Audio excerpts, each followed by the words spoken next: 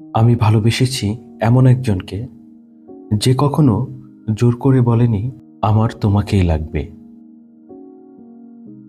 যে কখনো জড়িয়ে ধরে বলেনি আমি তোমাকে ছাড়া থাকতে পারবো না, যে কখনো আমাকে আমার মতো করে ভালোবাসেনি।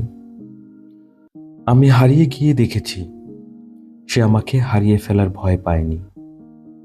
মাঝে মাঝে অনেক অভিমান নিয়ে একলা ছিলাম, তবে সে কখনো সে অভিমান ভাঙাতে চেষ্টা করেনি।